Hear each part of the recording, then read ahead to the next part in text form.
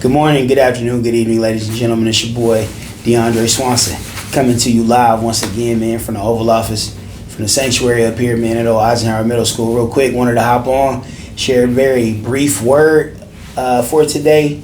And I think today, I'm going to try to hold it together because this is kind of personal for me.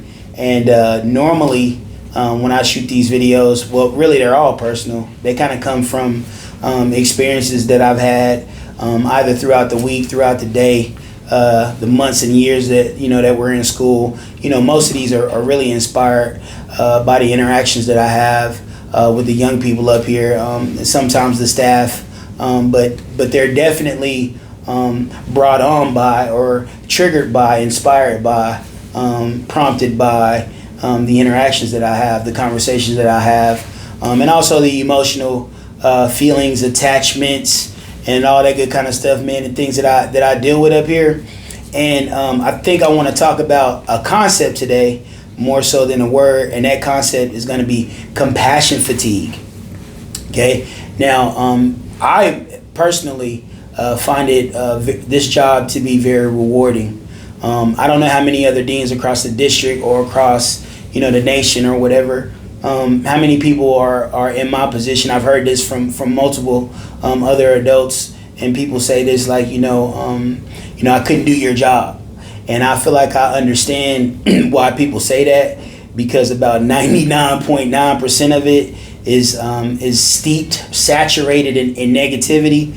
Always kind of, having to be the person to correct somebody or levy some type of disciplinary actions, things that when kids make mistakes, kind of step out of bounds a little bit, and you gotta, for a lack of a better way to put this, check them. Having to make phone calls home and deal with parents always, and there being this kind of negative connotation to those communications and those contacts is not something that I don't think people are excited about or would be excited about showing up to work every day. But I think that because of kind of my experiences and just who I am as a person, kind of happy-go-lucky all the time, always smiling, always chipper and upbeat, I don't really find the job to be very difficult from that sense, because ultimately, and this is one thing that has led me back to this compassion fatigue topic. I find what I do to be just a different form of education. My motto is that when kids come in here, you're not here to be punished. You're not here because technically you're in trouble, but you're here to find out who you truly are. And I'm grateful to have been placed in a position where I get the opportunity to sit down and go over a little bit of hidden curriculum with the kids, talk to them about where they made a mistake, where they went wrong, and discuss, analyze, rationalize, how we can improve upon from a behavioral standpoint, from a psychological standpoint also. That metacognition, again, thinking about the way you're thinking and being able to adjust fire and fix a situation the next time that we find ourselves in it. Because the truth is that we all know life is just a pattern of cycles, and we're gonna find ourselves back in situations where we could make a choice, a good choice or a bad choice, and then suffer the consequences of those choices. So you're going to have the opportunity to make the same mistakes over and over and over, because we're supposed to be learning from these things, right? And so, I had an interaction today with a young man whose home life is very, very traumatic. There's some things. I was having this conversation, and I just feel really serious and led to say something about this, man. There are some kids who are going through things that I, as a 47-year-old man, I couldn't imagine having to deal with some of the stuff that some of these kids are dealing with, man. Their home life, their situations. Not everybody has two parents. Not everybody has somebody looking out for them. Not everybody has somebody that loves and cares for them. And it's very difficult, very disheartening sometimes to want to help these people, or help these children especially, out of their situation, and really also at the same time feel powerless to do anything about it. because we all know I might be able to help you while you're around me for the 6, 7 hours, 7, 8 hours that we're at school. But man, when you leave here and you go back into that environment that you're from, man, it's just so difficult. It's just so difficult because you see that you have the ability, or you may possess the ability to be able to help, some people in ways that that other people just aren't willing to do.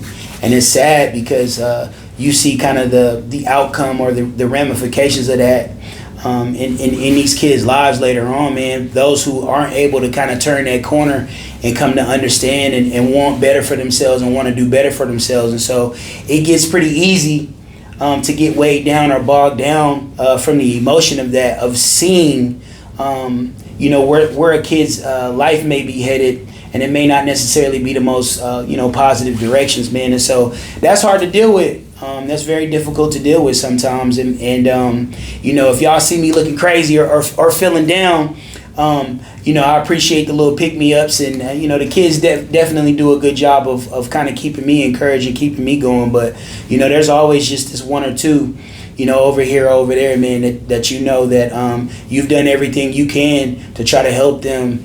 And it's okay sometimes because, your best just isn't good enough. Your best just isn't good enough sometimes. I mean, you got to be able to stand in those times and stand pat and stand firm in the fact that you put your best foot forward and you did everything that you could. You gave all that you could give and trying to help somebody. Because this is the thing about this too. You can't want things more intensely, more fervently, and more passionately for other people than they should want for themselves, and it's very difficult. It is extremely difficult to feel this way about a kid, man. About somebody who really just doesn't know any better, hasn't been taught or shown any better, and is not, doesn't have the stability that they need at home, does not have what it is that they need. With all the love that we try to surround you with while we're up here at the school, and that still not be enough, man. And that's hard to live in that reality. It's hard to live in that reality. And normally I would have some type of little, jovial, playful kind of comeback, or I have an answer, and the only answer that I can come up with, and the only thing that I feel like I can do for some of these kids, man, is pray. And so, if there's anybody out there who kind of is going through what I'm going through, at least what I feel like with the compassion fatigue, man, find some healthy outlets, and just understand and just know that, you being built like that and you having a heart like that is not necessarily a bad thing.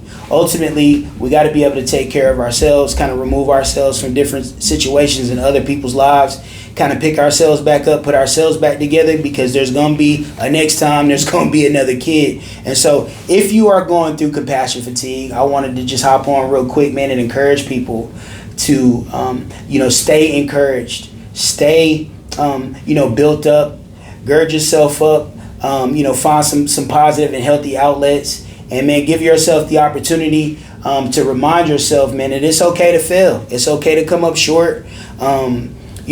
In terms of your ability to help and provide help to other people, because sometimes, man, these people don't really want your help ultimately.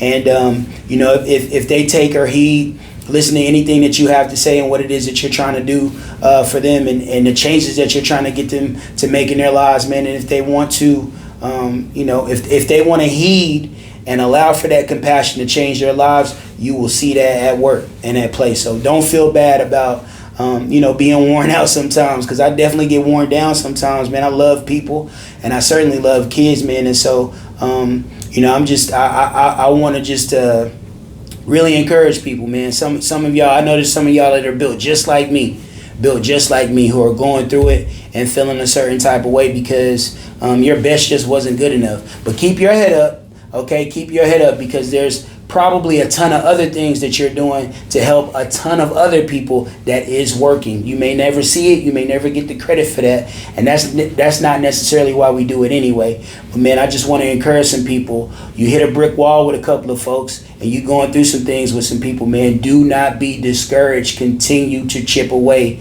at those people with those hardened hearts, and don't let your heart get hard in return. All right, I love y'all. We're gonna holler at y'all later. Peace.